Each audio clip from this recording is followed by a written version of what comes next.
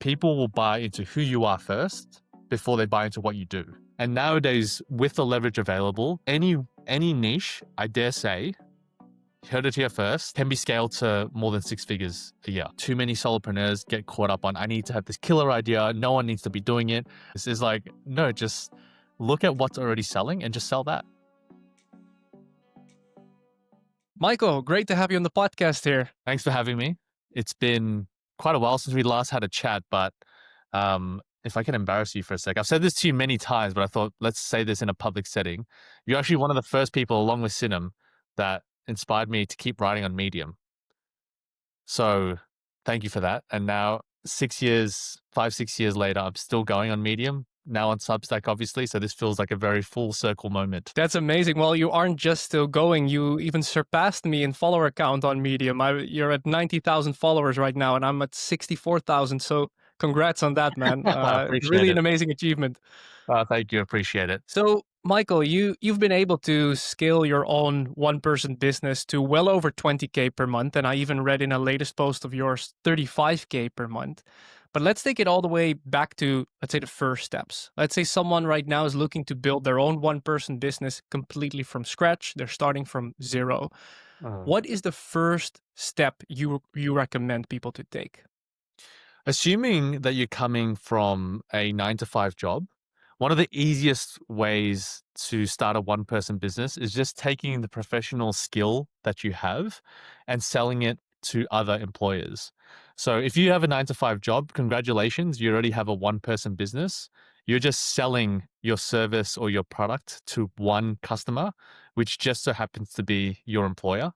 So to then start a one-person business, which is also how I started, was I would take that skill and I would freelance it to other people.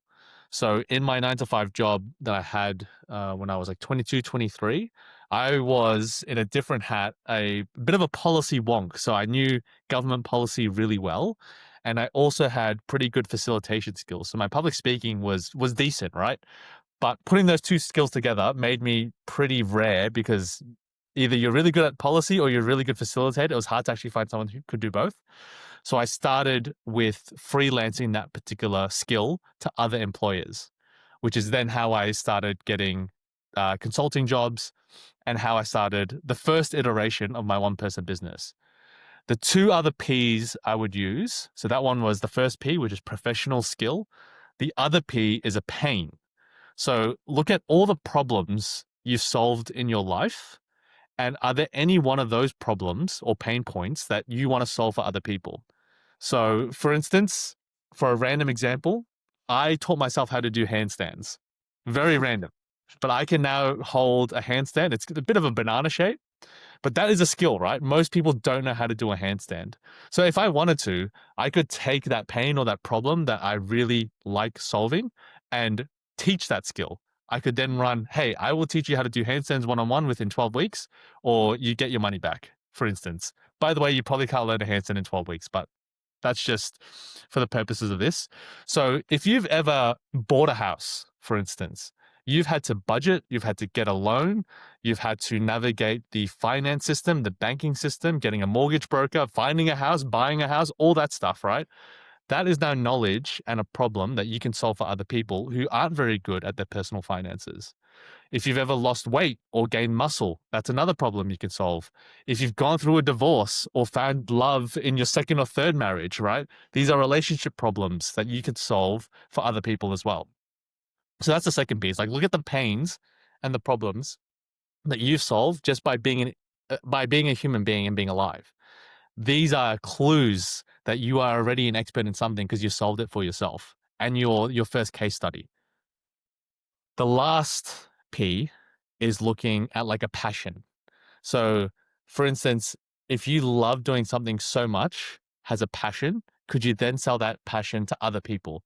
So for instance, if you love color coding books in your bookshelf, for instance, could you help other people color code their books in their bookshelf? I mean, this is a very silly example. I'm just looking behind you, obviously.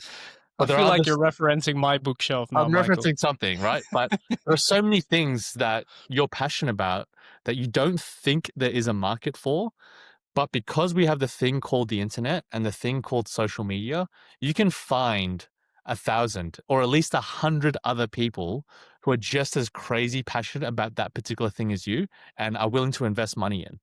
So if you are starting from zero and you're like, shit, I don't have any idea where to start, these three things of looking at your professional skill, a problem or pain you've solved in your life previously, but also a passion that you have is the easiest way to get started. You only need one. If you have all three, so somehow your professional skill is like you're an accountant, and then you've also taught yourself like personal finance, and then your passion is Excel spreadsheets, well, bang, you've got like this awesome trifecta of all your professional skill, your passion, and your pain points aligning up. But you don't need to have all three. You just need one to start. And nowadays, with the leverage available, any any niche, I dare say, you heard it here first, can be scaled to more than six figures a year. I put that out there that you can do a coaching or consulting business for any pain, professional skill you have or passion, and you can get that to more than six figures. It's super interesting that you're saying this because I actually had two follow-up questions, but you kind of answered them already, right? It's like, what, like, do you only need one of these P's, like your profession, uh, pain point or problem, and passion? But then I was going to ask, what about the fourth P, which in my eyes would be profitability, right? Just because you're passionate about something doesn't necessarily mean that it's going to be profitable. But you're saying you dare that pretty much every niche can be scaled to six figures. Can you expand a little bit more on that? So, with the leverage that is available in the modern age, being able to find 100 to 1,000, dare say even 10,000 customers has never been easier than ever before. So, unless you're, I don't know, I'm trying to think of a very super niche thing potentially someone is passionate about. Maybe painting bowling balls. I don't know. Something really, really, really obscure. Mhm. I would dare say there are maybe 100, 150 people in the world who are super passionate about painting bowling balls and will pay someone else to learn how to use that skill. Maybe you won't make six figures in profit, but I dare say you could make six figures in revenue, either selling the bowling balls, teaching it as a coaching skill, consulting someone else on how to paint their bowling balls. I dare say you can get to six figures in revenue. Profit is a different story because I can't control for that. You might be really inefficient with your time. You might use very expensive materials. Who knows? But I dare say you can at least replace in revenue your six figure job. This is something that Seth Godin talks about a lot as well, right? Where I'm not sure if it was Purple Cow or a different book that he wrote, but it was about really going super niche and actually that you can really find weird niches because now, because of the internet, right, you actually have the ability to find all of these people who are interested in this super niche thing. Where previously with an offline business, right, for example, for me living in Amsterdam, the Netherlands, I would have to find people here in Amsterdam or here in the Netherlands. Well, there's not that many people out there being interested in certain sub niches. But now with the internet, you have billions of people and you can find the people or attract the people in that sense who are interested in that specific niche. Is that like what I'm hearing you say right now, Michael? Exactly right. Just the ability to find and connect with a loyal group of people who are just as passionate as you, who have the same pain as you, or that professional skill that they also want to learn, you can connect with them. Kevin Kelly calls this your 1,000 true fans, and that with the internet, it is very possible to find 1,000 true fans who will pay you $10 or $100 a month. My grandmother in Singapore was the very first solopreneur that I ever knew. She ran a one-person business before the term one-person business existed. Singapore is a nation of hawkers, which is basically sole proprietors, one-person business owners who are selling food. That's where all the rich cultural foods of Singapore come from. She sold flowers. And as a kid, I grew up working in her flower store. I was like maybe 8 or 9 years old. She paid me 5 Singaporean dollars a day. That was considered child exploitation now, but the labor laws were very different back then. But she could only sell flowers as a solopreneur to people who were basically maybe 5 kilometers away from her store. Very rarely would she get someone outside of 5 kilometer radius from where her store was located to come to her because there's another flower store somewhere else that would sell to their local market. Nowadays, with social media, with the internet, and obviously now with AI, the ability to connect with 100,000 people across the globe is now possible. Like the 91,000 followers I have on Medium, half of them I think is American, but a lot of them are distributed across Europe, Southeast Asia, South Asia, Latin America. I would never be able to reach these people at any other point in history. So 20 years ago, maybe even 15 years ago, the power that social media had 15 years ago wouldn't be able to catch to this many people who are comfortable and have the technology to buy from you. Nowadays, you've got all the technology available. You've got Tribe that you can connect to. People are very comfortable buying things online. And you've also now got the ability to sell skills online. Now, there are so many different ways, right, to structure your one person business. So let's say you have found that profession, that pain point or problem to solve, or that passion you want to focus on, and you want to turn it into a one person business. How does someone decide where to start with coaching or consulting offer, a done for you service, maybe an online course, or starting a community? How should solopreneurs decide which business model is right for them at every different stage? Okay, I'm assuming you're starting off with no audience or some audience. Let's assume you're starting off with no audience. Okay. If you're starting off with no audience, but you're coming from a corporate job, you've got some skill that is high value, I would start off freelancing at a done for you service. So let's just say your name is Ed, you've worked in operations for 30 years at a tech company or a pharmaceutical company. I would then take that skill and start immediately using it as a consulting done for you service.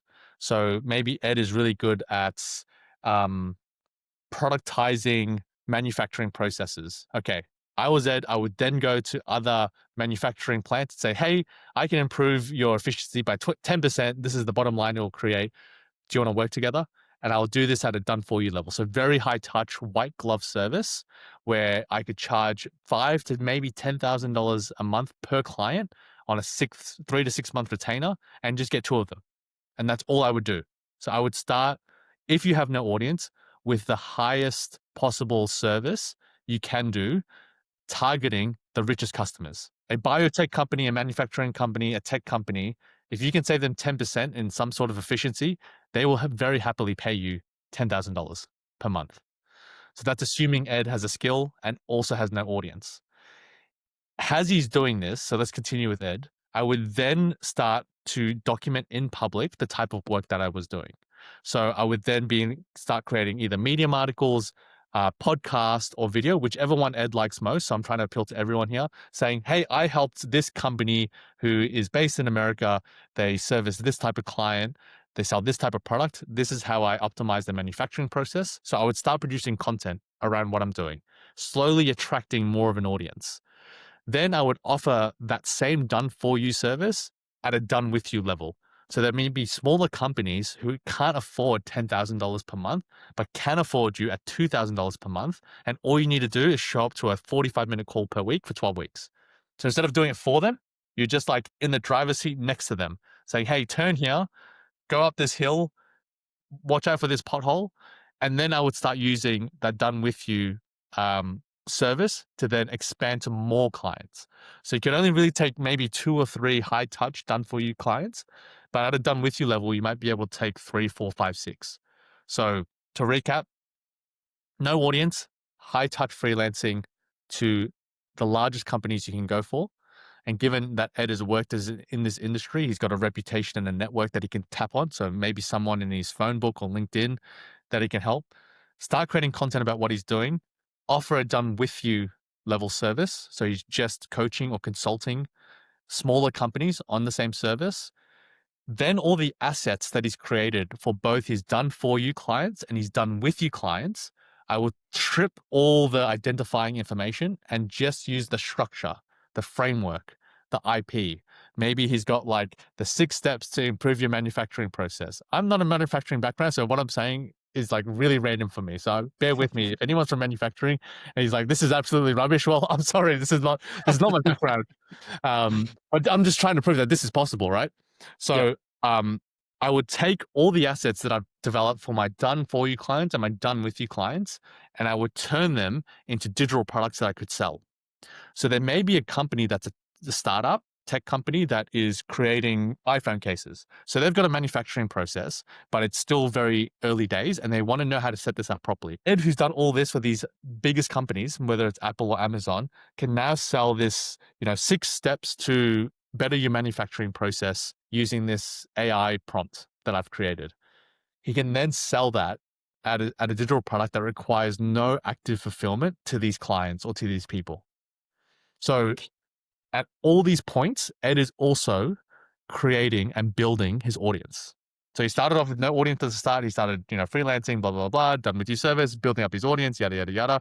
So now hopefully Ed has got like 1,000 people on his email list, maybe 2,000. He's got a few more LinkedIn subscribers, so on and so forth. And slowly I would shift away from the done for you service and expand more into the done with you and also the digital products over time. As your audience grows, you reduce the amount of done for you high touch services into a consulting done with you service or digital products over time.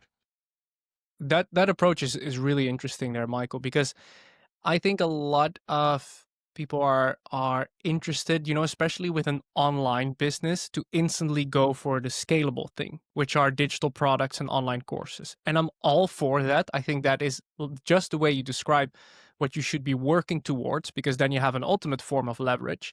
But I think it might not always be the best starting point for people, right? Because if you're creating an online course, or digital product, even though you don't have an audience yet, or your offer isn't necessarily proven or validated, you might spend a lot of time creating something that doesn't work and that doesn't sell. So we always recommend our clients as well, start with a consulting or coaching offer, because it's something you can set up in a few hours, maybe even less, right? You can even customize it to the person you have sitting in front of you that you're talking with. And that way, first, get the ball rolling, get some initial clients, learn exactly what they want, where their pain points are, what they're looking for, what they want to pay for, and then slowly refine that into a digital product or online course when you know exactly this works, this will sell. Because I've seen these questions over and over again from the people I worked with. That's kind of what I'm hearing in your approach there as well. Yeah. Back in 2023, 2022, I think I invested 3 months building what I thought was going to be a digital product that was going to make me a millionaire. And as I say this now, I can't believe how fucking stupid I was at the time. So I put all my energy into it, days, weekends, just building this fabulous digital product that was never validated by anyone. I just thought this is what people would want. It got to the point where I launched it, and I think I made a grand total of 2 sales, both of which were from the community that I was a part of. So really, I didn't sell it to anyone. And I got so burnt out from that experience. I was like, wow, I really messed up here. And it was only through then understanding what the variables, what the factors were to be able to have successful digital products that I understood where my mistake was, which is number one, I never validated that this was actually a problem that people would pay for. Number two, I didn't even at the time have the social proof that I'd solved this problem for anyone. So I created this product that basically I'd never sold before and also that no one really wanted. And I spent 3 months of all my effort doing this and got completely burnt out from the process. So please, if anyone is listening to this, digital products will come downstream from, like you said, a coaching or consulting offer, whether you do it at a done for you level or a done with you level. You validate the customer problems and you understand which ones they're going to pay you for. So if they're paying you 5K a month to paint bowling balls or to consult them on their audio setup for their podcast, it's like, maybe other people would pay for this, but at a done do it yourself level has an ebook or a video walkthrough. So go high touch, high ticket first, then downstream products afterwards. In the entire process, what I like about people thinking about digital products is the asset first mindset, which is, can I have an asset or can I build an asset that doesn't require active input and my time? That is a great mindset to have, but use that while you're consulting to then create digital products, not digital products first, then try to consult. That's really great advice, Michael. I would really emphasize that as well. Keep that way of thinking there, because that's exactly how you should think as a business builder, right? Not just, otherwise, you might just only stay stuck as a coach or freelancer, trading your time for money. So definitely keep that way of thinking alive, because that way you will be able to build an asset, like you said, that can basically generate revenue for you in a passive way or scalable way. I like the word scalable better than passive, because nothing is truly passive in that Yeah. sense. Um, but let's talk a little bit more about validating if there's demand. We just talked about validating it with a coaching or consulting offer first, but what are some other ways you validate if there's enough demand for your offers? The beautiful thing about the time that we live in at the moment is that social media basically gives you instant feedback. So places like that have short form content like Substack and even LinkedIn have been a beautiful testing ground, not just for products, but even for longer form articles. So sometimes I would have like a seed of an idea for a long form article that I would write. And instead of sitting down and trying to write the whole thing, I would take the essence of it and create a Substack note. Or I have an idea and I'll just put it on Substack note and see if it would perform. Why or why not? Not always in like, sometimes comments. Did people actually engage with the comment or what I was trying to say? And is this an emotion that people are feeling? So I would then take that seed and put it into a longer form article. I say, if people resonated with this, is there something that would resonate in a long form article? And if they resonate in the long form article, I'm like, okay, can I turn this into a workshop? Can I turn this 6-minute article into a 1 hour long workshop? And if people buy a ticket or attend this workshop and they're like, shit, I got so much value out of this. So can I turn that 1 hour workshop into a 12-week consulting or coaching offer?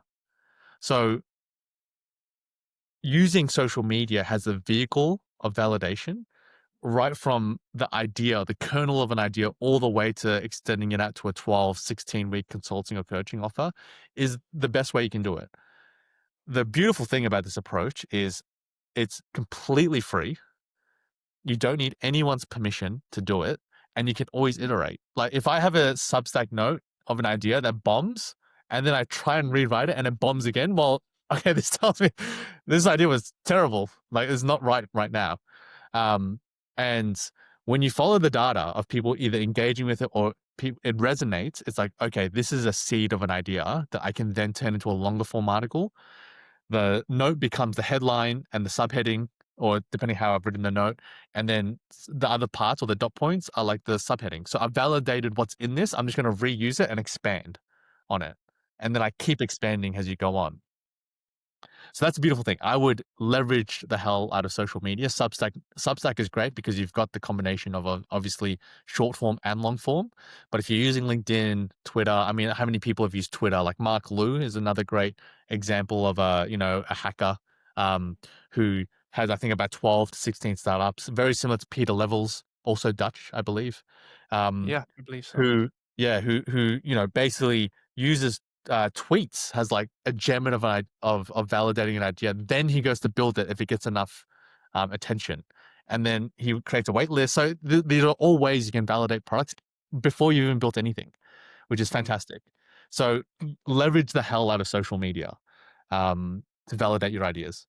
Yeah, yeah, and really analyzing your data in that sense from the content you're creating is such a valuable starting point to validate or come up with new ideas for new products and offers. Because basically, the reflection data is basically a reflection of human behavior, right? So if you're creating content on a particular topic and that particular topic constantly gets more engagement, and even like you said, it doesn't always have to be more likes, because a like is very easy to leave. No. If you leave an inspirational quote, people might like it.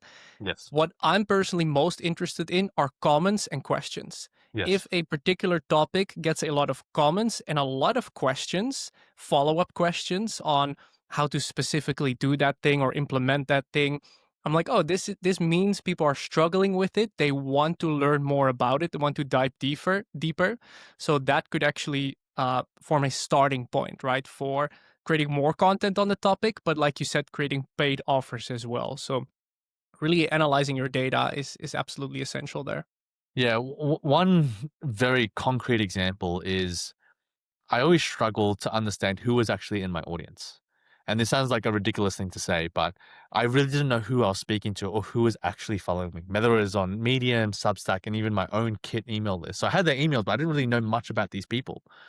And I had a theory that I appealed to people like 30 and under, just because that's the age group I was in. It's like I was talking about being a digital nomad and a solopreneur and all these things. So I thought, okay, I don't have kids, I don't have a partner. I'm in my, at the time in my 20s, now in my early 30s. It's like, okay, I'm probably just appealing to people who are like me.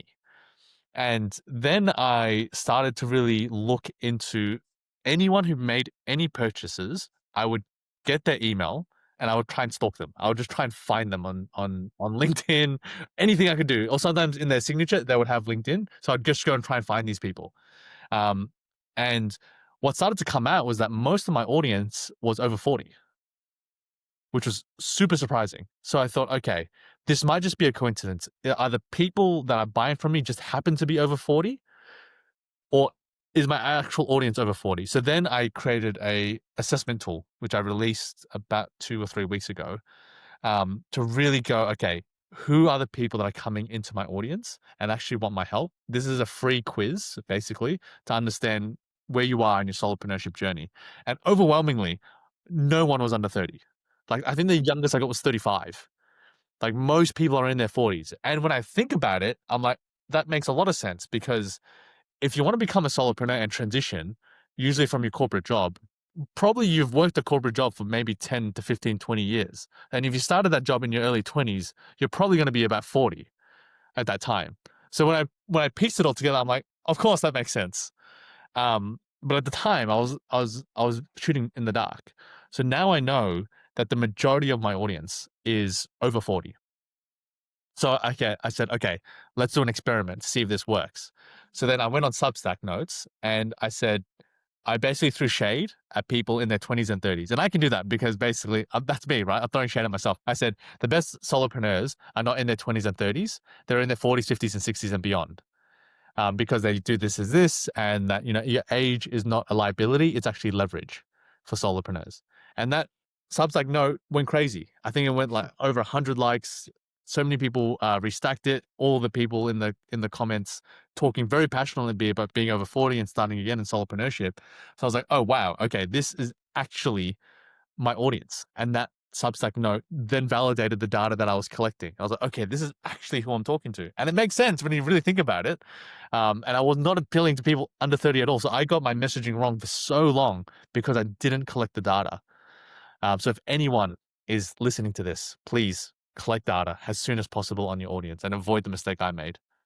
Yeah, I always say to collect data before you actually need it. Get in the habit of doing that. Just whether it's, and Substack is such a great tool for this as well, because you can insert quick polls. You have the DM feature, so you can actually send people in your audience a direct message checking who they are. Because, like you said, Michael, the better you understand who you're speaking to, the better you can position yourself, the better you can tweak your content so that you directly speak their language, you directly speak to their pain points, and that's going to make such a big difference.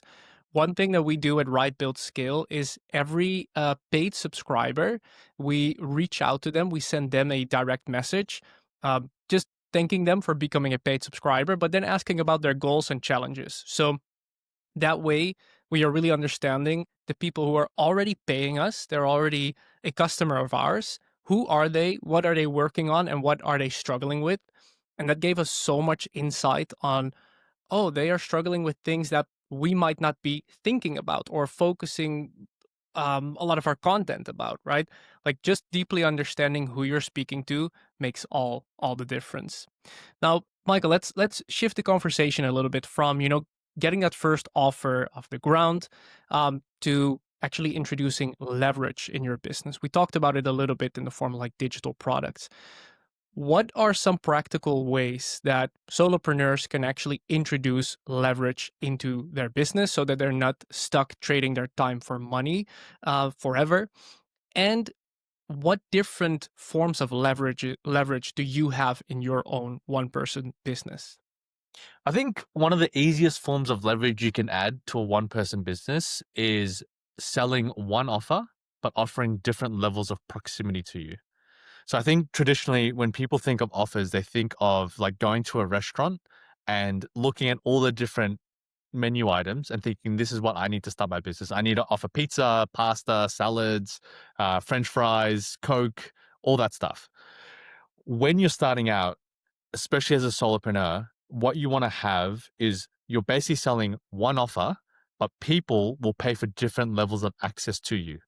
So the service that I have, sales and marketing, whether I'm offering it to people in the Solopreneur Launchpad or I'm selling this to a family office, which is in the hundreds of millions of dollars, I'm solving the exact same problem. But the level of access they have to me is different. In the family office, they are using their money to get back their time. So I am now doing that service for them. It's the same problem, still landing pages, still positioning, still leads, still conversion, etc., etc. Or whether I'm helping the solopreneur in the school community, it's the same problem that I'm solving. It's just how much access do they have to me? So that's how you add leverage to that skill set that we talked about. So if we go back to Ed, he's the operations bloke in manufacturing. He can just add different levels of proximity and access to him. And this stacks with your offers, right? So if it's a done for you service, that's the highest level of proximity. If it's a done with you service, it's just one above. So you only get an hour, maybe 2 hours of his time per week. If you're in a digital product, you just get him at whatever product he's created, maybe a Q&A monthly, and that's it. And then you can join his community where he rocks up once a week or once a month. So Ed is offering the exact same skill, solving the exact same problem, but just adding levels of proximity. Where a lot of solopreneurs go wrong is they think they're doing sales and marketing, but then they say, I'll do ghostwriting, I'll do your SEO, I'll do your email marketing, I'll do this, I'll do that. That is going to kill you in the long run because that's a portfolio of offers that there's no way you can keep up with what everyone is doing with your different clients. So purely adding proximity has leverage to your offer is the easiest way. And then we can talk about other ways, but that's the easiest way I would do it. Don't have a portfolio of offers, one offer, leveraged with proximity. Yeah, I want to add two things to that because this really changed the game for us. And this is something that you and I spoke about months ago as well. And you really opened my eyes to this whole concept that you don't need a portfolio of offers, just like in a restaurant has that menu of all kinds of different things, like you just said, but really focus on one core skill or problem that you're solving, but in different offers ranging with different price points and different levels of service. And I think the power of doing that, what we've seen at Right Build Scale, is twofold. One, you might just get someone in the door with the course, let's say the DIY solution, but then they ascend to the group coaching or cohort or community that do it together. And then they still want the one-on-one, right? So you have one buyer buying multiple things. So one customer becomes worth more rather than trying to like find new customers over and over again. Or you're now able to serve completely different types of clients because some people would never buy a course. They don't want the course. They straight want the one-on-one support. They want you to help them, maybe even do it for them or look over their shoulder, right? They want maximum support and they're willing to pay top dollar for it, but they would never even consider buying a $500 course because they want your support. And some people just want the group coaching or community offer because they like to be surrounded with like-minded people as well. So having those different types of offers allows you to cater to different types of buyers as well. Exactly right. You mentioned some other forms of leverage you have in your business. What are they? Well, we talked about it before. I think, Naval Ravikant talks about the 4 different types of leverage that you can have in the modern world. So, you got capital, which is money, labor, code, and media.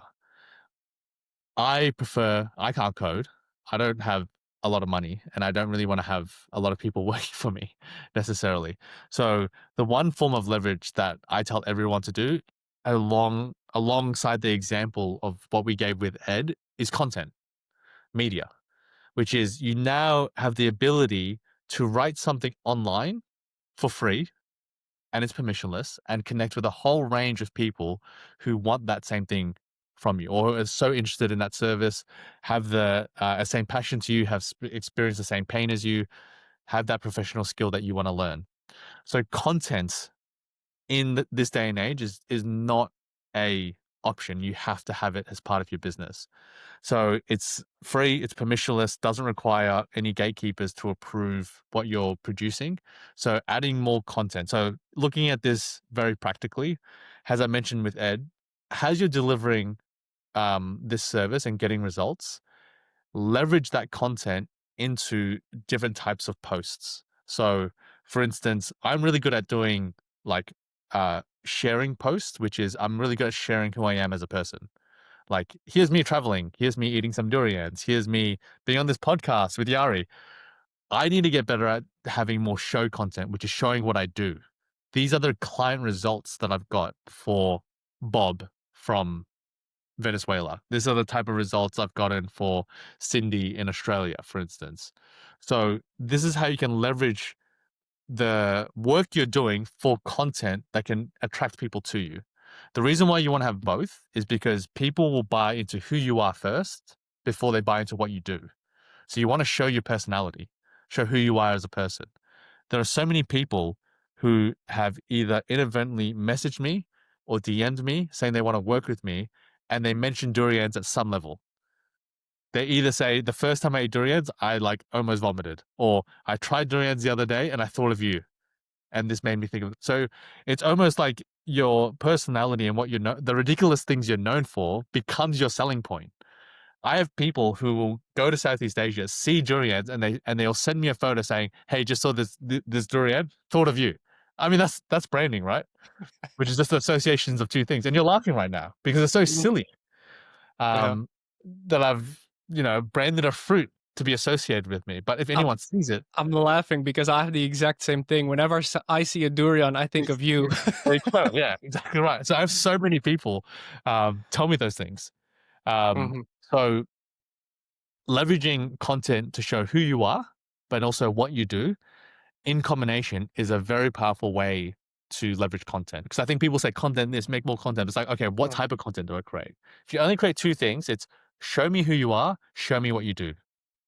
That's really it. That's really interesting because a lot of focus on the in the content creation space is on educational content and how-to content. Mm, But I think in an age of AI, mm, which can easily write a how-to article with a lot of information in just seconds, that part of this is who I am and this is what I've done, that's the thing that's going to make you stand out from the rest and stand out from just traditional how to content, which can be generated in an instant. correct. Information in this day and age is largely dead. Like most people now can get information to whatever topic or problem that they have, but people respond differently to different stories. So obviously, I have stories that would resonate with people. You have stories that would resonate with other people, and that's fine. And one thing that AI can't do yet, or maybe could never do, is resonate with another human being through story. And stories are the ways that humans interface with each other. So, talking about leverage, owning your own story and understanding what your hero story is one of the best value propositions that you can have alongside branding, network, and distribution. More and more is just your own individual story, and do people buy into that story? I think for a lot of people, they don't see themselves as the hero of their own story. If you don't see yourself as the hero of your own story, you're not going to be the hero of anyone's story because everyone else is the hero of their own story.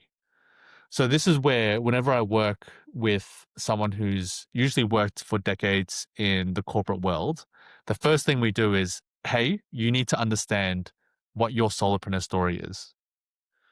What story can you tell of your old life, which is the corporate world, that blends into this new life so you can add value to your clients? And that is going to be the story that they buy into. So they buy into who you are before they then buy into, hey, I've now transitioned to being a lean manufacturing consultant. My name is Ed. Then they buy into what Ed does. But your story, more and more, is leverage that you can add to your business. And it's so authentic to you. And people will buy into that. Now, Michael, you've scaled your own business to 35K a month, like I read in your latest article, one of your latest articles. I believe you can only achieve those levels of results as a solopreneur if you first see yourself like a 35K a month entrepreneur? What were some mindset shifts or maybe belief shifts that you had to go through to really reach those milestones? I will preface that revenue has gone up and down, by the way. So I'm not 35K every single month, but I've gotten there and then it's gone down, gone up, gone down. One of the most common limiting beliefs that I had was that I could do this alone. And I think people see the word solopreneur, they see the word one person business, and they think, oh shit, I have to do this alone. Everything I have to do is alone. And I now see, having gone through this journey, is that solopreneurship doesn't mean you're doing it alone. Solopreneurship means you're taking more responsibility for who you surround yourself with. When you're in a corporate job, you have no choice who your manager is. You really have no choice who your colleagues are, really. You enter a job and they're kind of there already. And you also have no choice of where you work most of the time. It's like, we're in this building, you have to go there, work with these people, for this manager, for this CEO. As a solopreneur, you have to take even more responsibility. You'll have to take 120% responsibility for the mentors you choose to surround yourself with, the peers who you choose to surround yourself with, and the place where you work. So the biggest limiting belief I had was that I could only do this alone and that should only do this alone. And one of my favorite sayings is, if you want to go fast, go alone. But if you want to go far, go together. And it's only when I started hiring a business coach to help me through, who's gone to 50, 60K per month, who's been there and done that, like doubled what I've done before. A book coach with his, a good friend, Veronica, very good Substacker and good person and good coach, business coach, and just other people I've surrounded myself with, whether in Bali or Melbourne or Singapore or wherever I find myself. That's when I've actually been able to have the breakthrough in revenue. Everything you want out of life in business or relationships requires someone else to give it to you, right? Whether that's knowledge, whether that's money, whether that's information, whether that's guidance, you're going to have to get that from someone else. And generally speaking, AI can't replace that yet. I've not had a good enough prompt to help me get through, a, a difficult business challenge at the moment. But anything you want comes at being able to work with other people. So solopreneurship does absolutely not mean you have to do this alone. And when I stopped having that belief and actually started surrounding myself with mentors, peers, and people who challenged me and supporters who believed in me, that's when everything changed. And that's a belief I should continually have to keep breaking myself. Yeah, you really become who you surround yourself with the most. I truly, truly believe that and experience that as well. Where if you hang around people who are maybe pessimistic, who aren't necessarily that disciplined, or who have a lot of limiting beliefs, that subconsciously it's going to rub off on you. But the same way, if you have people surround yourself with people who are building things, they are motivated, they're inspired, they are open-minded, you will become like that as well.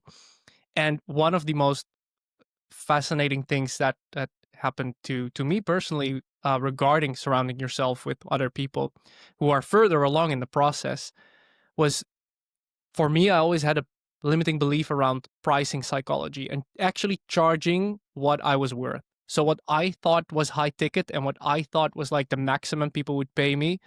I remember talking to an entrepreneur who easily did 7 figures a year, and I mentioned our highest ticket offer that we had, and I think at that point it was priced at like $2,000, and he was like, "That's your highest ticket offer? Like, that's super cheap. Like, you should do something with $10,000." Like, he was surprised that it was so low. And for me, that was already a challenge to ask $2,000 to someone. So just surrounding yourself with people who are maybe a few steps further in the process, um, that could do so much for you, especially as a solopreneur or one person business owner, because otherwise you get stuck in your own head and with your own beliefs, and I would say that's something I've experienced. I wonder if you've experienced the same, Michael, where in your first years as a solopreneur, did you already surround yourself with a lot of other people? Because I didn't. I remember I was just writing on Medium and creating content and building my business basically my way. And it took me quite some time before I started to surround myself with other entrepreneurs. And I wish I'd done that sooner. Yeah, honestly, me too. No, to answer your question, I didn't do that right at the start, and that's probably I don't think I'm really doing it very well right now. I think I've made a lot of changes in my life, but there's still a lot of things that I feel like in my own environment that I could improve. But I remember when I first started, I basically hid this from everyone. Like I hid that I was writing online. I hid that I had ambitions to start a one person business and potentially become a digital nomad, potentially go live in Bali for a little bit. And in Australia, they've got this saying called the tall poppy gets cut. They call it the tall poppy syndrome, right? Hmm. So don't stick out, don't be different, and because people will cut you down. And I think I internalized that to some degree, and that's also why I have to overcome this self-limiting belief of no, you are allowed to outgrow people and to move to environments that is more conducive to your growth. You're not a bad person. You're not abandoning anyone. You're just simply moving to an environment that facilitates your growth and there's no animosity. That's still a belief I have to constantly tell myself. Because I've grown up in this tall poppy syndrome where, you don't leave behind your mates, blah, blah, blah, blah. And I just think that that's complete rubbish. So, at the start, I hid this from everyone. It was almost like a drug habit that I hid from other people. It was like, oh, I'm writing online, I'm making this money online. And it was only really when I think, which sounds ridiculous, where I was at like 25 or 30,000 followers and I was already making a couple $1,000 from Medium and I already had a high ticket ghostwriting client that I started talking about it publicly because then I felt like I had the proof that this would work. But then when I talk to people and they said, "Oh, like, what are you doing?" And I said, "Oh, yeah, I've got 30,000 followers." Then I would become irrelevant. Like, I would become almost unrelatable to them because 30,000 followers is like they can't even fathom that number or making thousands online just from writing words online. Like, that's not fathomable. Where if I actually started sharing earlier, like maybe when I was like 2,000 or 3,000 followers and making a couple $100 online, people are like, actually, I can relate to that. This guy's maybe 5 steps ahead of me. But because I only started sharing when I was much further into my growth, it was like unrelatable at that point. So it was a bit of an adjustment period. And part of the reason why I left Australia in, July 28th last year, and now I've officially been a solopreneur for 423 days, I've counted officially till today, um, is to go on that journey to finding that environment of where and who gets the best out of me. I love that. That's so interesting, man, because it's the same here in the Netherlands. That tall poppy syndrome, it's the same thing. If you do something that stands out of the ordinary, like there people will be like, "What are you doing? Like act normal." Like that's a whole Dutch thing to say. So it's interesting that you have the same in Australia there, and I guess that also explains why initially you weren't that eager to share what you were doing. Same for me. I would always just say that I was a marketer to my friends. Like, I mean, I would always say I'm in digital marketing, and that's it. I would close the door in the conversation, not really sharing what I actually did. So that's really interesting. I would say if someone listening right now is in a similar situation where you are excited about building something online, but you're not really, willing to maybe share it with your friends or family, wondering if they're going to understand, then at least seek your community online because there's so many of us out there, so many creators, solopreneurs, all looking to connect, all looking to meet other people who are on a similar journey. So definitely having that community or accountability buddies or whatever, like it makes a big difference. And I think that's going back to the start where I mentioned finding you, finding Sinem, Tim Denning, other people on Medium right at my beginner days. I was like, okay, I'm not crazy, was what I felt. Like, legitimately, I was like, okay, I'm not crazy. There are other people in this world who see the world the way I see it. They see the power of personal branding. They see the power of writing. They see the power of content. And if I didn't have that exposure or even encouragement that other people have done this, I think I would have given up a very long time ago, or the journey would have felt even more lonely. So while content can be leverage for your business, community is also massive leverage for your business. My first one person business, going back again to 2023, I made a lot of mistakes that year. I had a construction and infrastructure procurement business. So I would help these companies win government contracts. Sounds super random. I know. And a couple of things that I went wrong. Number one, it was neither a professional skill that I had, it was not a passion, and I didn't care about the pain. So on all three counts, this business was not a good idea. So I've been there. I've made all the mistakes you could possibly think of. And one of the things that turned around that business when it got to a hard point was that I actually joined an Australian based creator community. And while they didn't really know the ins and outs of this business, having that weekly check in and accountability and other people who are Australian meeting on my time zone and understand the Australian context was so validating and also liberating that I was able to turn around that business, even though it was a shit idea. Like it was just like a terrible business niche to be part of because it just didn't resonate with me at all. And I went from basically making 2K a month when I started with this community because my income dropped. This is 2.5 years ago now, to then going back all the way to 25K per month and then selling the business off to someone else. That happened in the space of 8 months of joining that community because I had people who were like, oh, yeah, okay, I'm going to work on this next week. And they had this problem. And I was able to shortcut my learning. I was able to buy their mistakes with my time because they would tell me what their mistake they made. I was like, oh, shit, I'm not going to do that. Or I could buy a win and like, oh, I did this and I got a lot of results from it. Okay, I'm just going to go do that.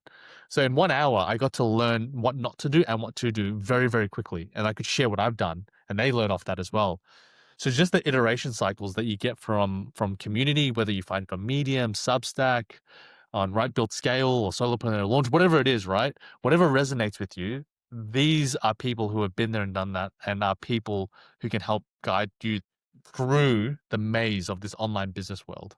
One last question for you, Michael, and I ask this question to everyone on the podcast. If you could go back in time to your younger entrepreneurial self, what are 3 lessons or insights you would share with him? I would not be worried about my idea. I would just start earlier. So I think too many solopreneurs get caught up on, I need to have this killer idea. No one needs to be doing it.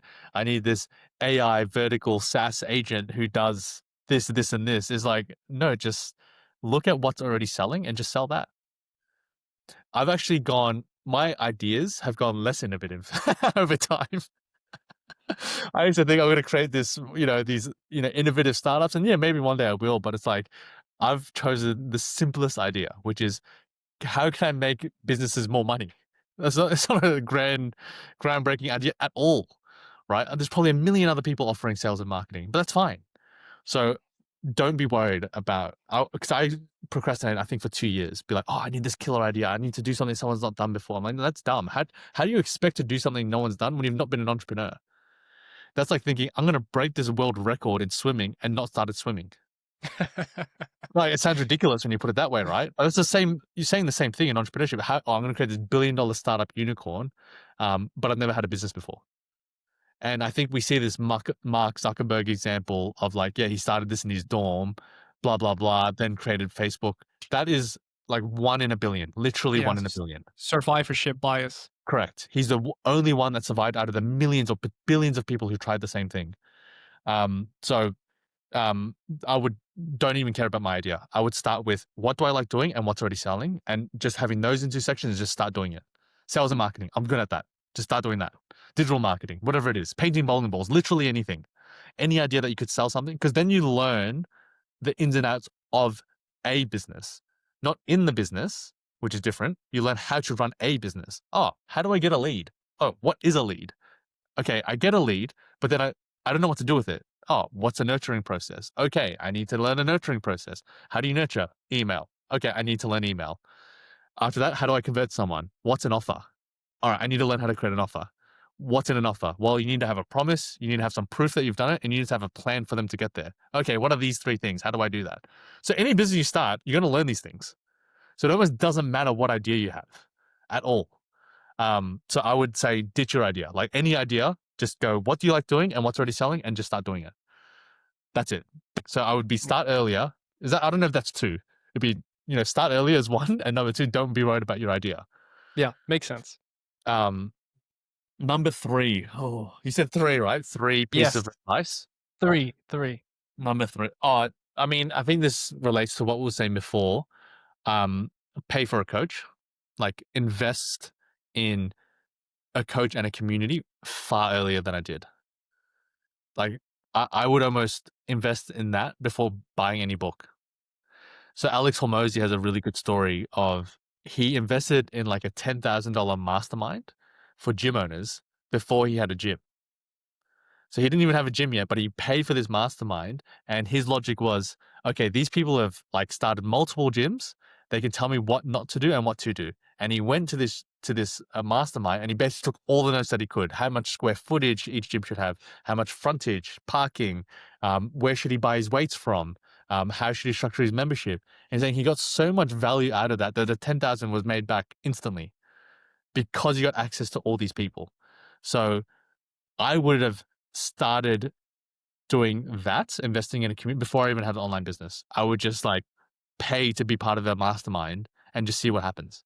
I totally agree with that, man. If I could go back to my younger self, I would say the same thing. And I love what you said about even doing that before buying books. Because that's the thing I did when I started out. I bought a bunch of business books and marketing books, read them all, and I really had this self-belief, like now I know how to build $1 million business. And then I started building a business and it took me 18 months to make my first dollars, my Yeah. first sale. 18 months. And it's like, okay, if I hired a coach back then, that process would have been shortcutted by at least a year, probably like 15 months or Yeah. something.